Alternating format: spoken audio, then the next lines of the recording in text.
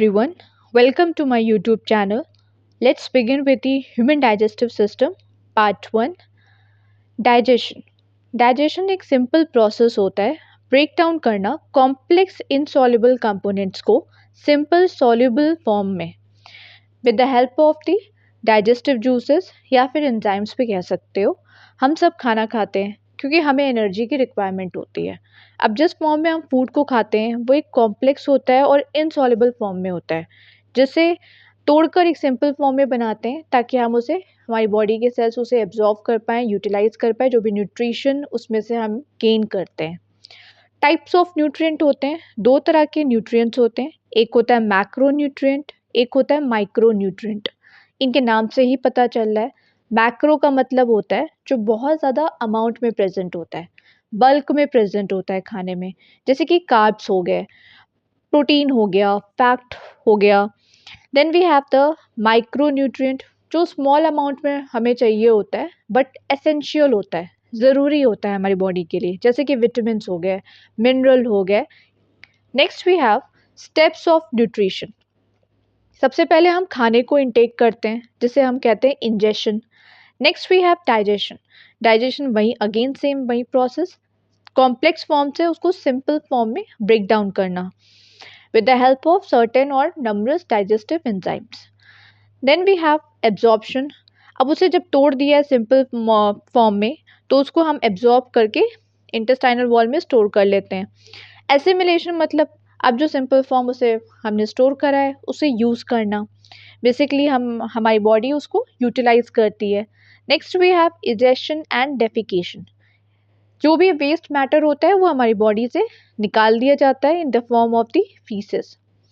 Digestive system broadly separated है दो parts में, एक है एलिमेंट्री कैनाल, एक है डाइजेस्टिव ग्लैंड। एलिमेंट्री कैनाल में सबसे पहले आता है माउथ, देन ओरल कैविटी, फिर फेरिक्स, फिर ईसोफेगस। ईसोफेगस से फूड पेरिस्टालसिस मूवमेंट के थ्रू स्टमक में पहुंचता है, फिर स्टमक से स्मॉल इंटेस्टाइन में जाएगा, ड्यूडेनम, जेजुनम, इलियम से पास ऑन होके वो लार्ज इंटेस्टाइन में जाएगा, caecum, colon, rectum, and then फिर वो बॉडी से बाहर निकल जाएगा।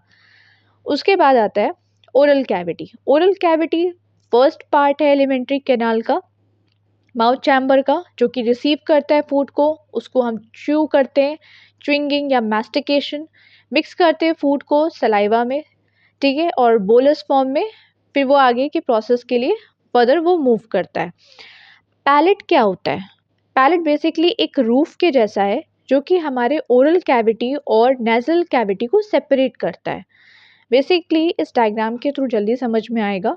हार्ड पैलेट ये रहा और ये रहा सॉफ्ट पैलेट। ठीक है, पहले हार्ड पैलेट समझ लेते हैं। हार्ड पैलेट जो होता है it is supported by the bones. इसमें म्यूकस की मेम्ब्रेन भी होती है जिसका काम होता है म्यूकस को सिक्रीट करना। यहाँ पे ट्रांसवर्स रिजेस प्रेजेंट होते हैं जिनको हम रुगे कहते हैं, RUGAE। Now moving to soft palate. Soft palate जो होता है ये posterior part of the palate है, ये स्मूथ है इसलिए इसे सॉफ्ट पैलेट कहते हैं। इसका सरफेस जो होता है वो स्मूथ होता है। पोस्टीरियर एंड पे देखोगे तो यहाँ पे फ्री एंड होता है, हैंग कर रहा होता है down as a small flap जिसको हम कहते हैं अल्ना या फिर velum palati. Next moving towards the tongue. Tongue जो है ये लार्ज होती है, मस्क्यूलर होती है, मूवेबल होती है and it is present on the floor of the oral cavity.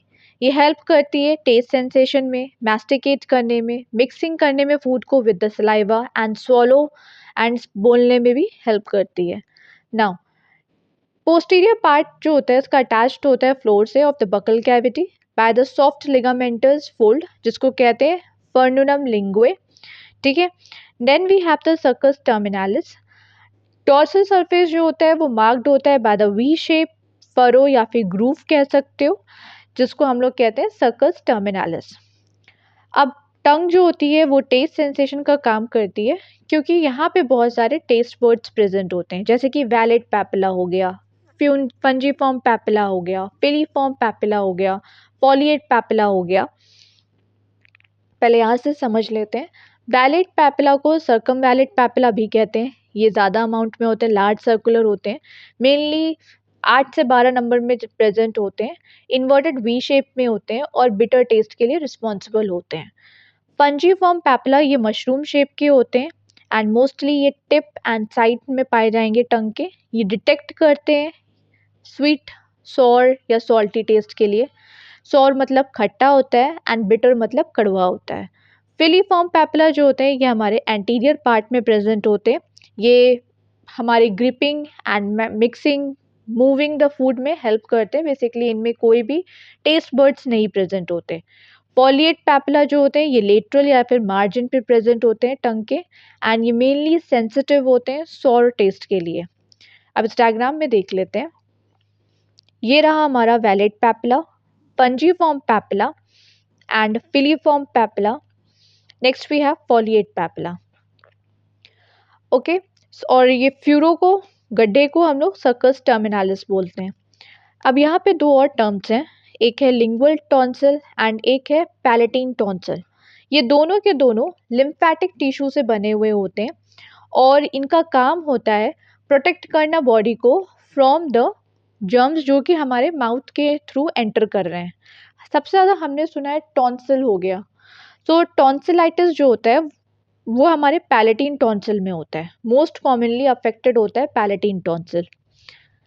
आगे हम बढ़ते हैं टीथ की तरफ। टीथ हार्ड होता है, कैल्सिफाइड होता है, एम्बेडेड होता है in the socket jaw bone जिसको हम लोग थीकोडोंट कहते हैं। हेल्प करता है बाइट करने में, कटिंग करने में, tearing and grinding the food. Also help in speech and the facial structure. अब टीथ दो टाइप्स के होते हैं। डाइफाइडोंट दो बार निकलते हैं, बेसिकली टाइप्स नहीं, दो बार निकलते हैं हमारे, एक चाइल्डहुड में निकलते हैं एंड एक एडल्टहुड में निकलते हैं। चाइल्डहुड में हमारे उन टीथ को हम लोग मिल्क टीथ भी बोलते हैं या फिर टेम्परेरी टीथ बोलते हैं, और जो एडल्ट में होते हैं उन्हें हम लोग परमानेंट टीथ बोलते हैं। चाइल्डहुड में हमारे पास सिर्फ 20 टीथ होते हैं क्योंकि यहाँ पे हमारे प्री मोलर्स जो होते हैं वो नहीं होते हैं। एंड एडल्ट में टोटल 32 दांत होते हैं, 32 टीथ होते हैं। अब इनका एक बार हम लोग डेंटल फॉर्मूला देख लेते हैं। प्राइमरी मतलब मिल्क टीथ या टेम्परेरी टीथ जो होते हैं, इंसीजर्स इसमें दो होते हैं, कैनाइन्स एक होते हैं, मोलर दो होते हैं। तो इनका जो डेंटल फॉर्मूला होता है वो 212 होता है। टोटल 20 होते हैं। प्रीमोलर्स यहाँ पे अगेन नहीं होते हैं। एडल्टहुड में आते हैं तो हमारे पास 2123 होता है। टोटल 32 टीथ्स होते हैं और लास्ट जो मोलर होते हैं उनको हम लोग विजडम टीथ बोलते हैं, अकल की दाढ़। नाउ थीकोडोंट का मतलब हो गया टीथ जो होते हैं वो एम्बेडेड होते हैं in the socket jaw bone and founded in the humans and other mammals.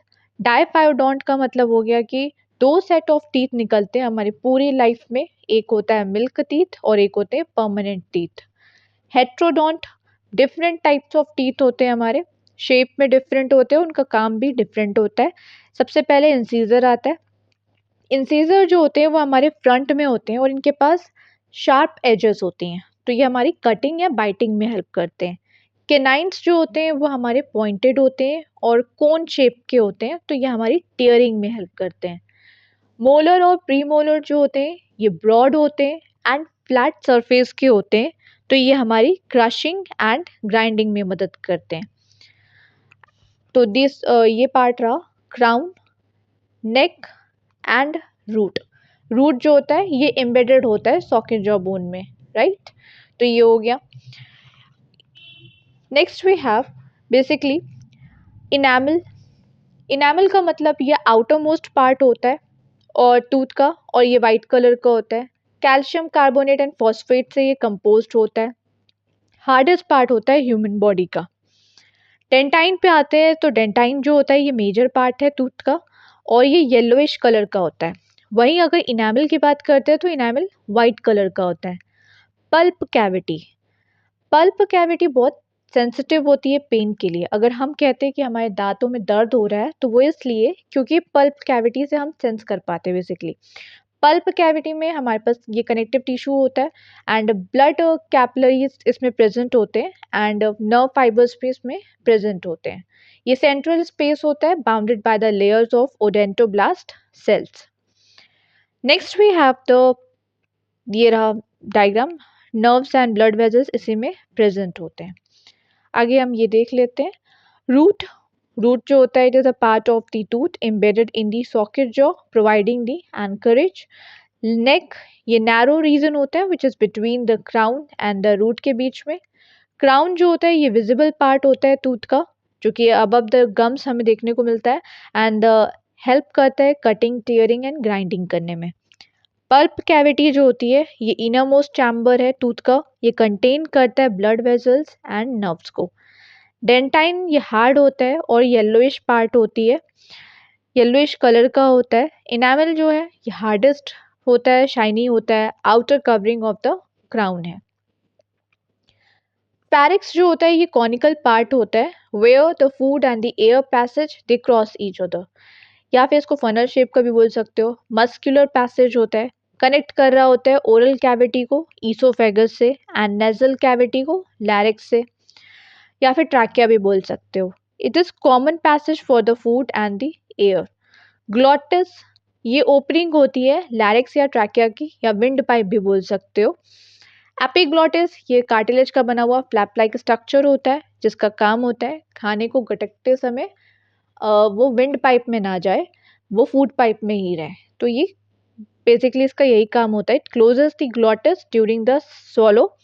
ये प्रिवेंट करता है फूड एंड लिक्विड्स को from entering into the trachea and ताकि वो लंग्स तक ना जाए। Next we have the oesophagus. Oesophagus जो होता है इसको फूड पाइप भी कहते हैं। ये लॉन्ग होता है, मस्क्यूलर होता है और अराउंड 25 सेंटीमीटर का होता है। Basically food passes down the oesophagus with the help of the peristalsis movement. Peristalsis movement से खाना को नीचे पुश करते हैं and it reaches to the cardiac region of the food. Oesophageal opening के थ्रू वो वहाँ पे पहुँच जाता है एंड ये प्रिवेंट करता है बैक फ्लो ऑफ द खाना, बेसिकली ताकि वापस से मुंह में ना जाए खाना। तो it's prevent the back flow. So this is it and ये फर्स्ट पार्ट था डाइजेशन का। सो अगर आपको अच्छा लगा हो, like and subscribe my channel. Thank you so much.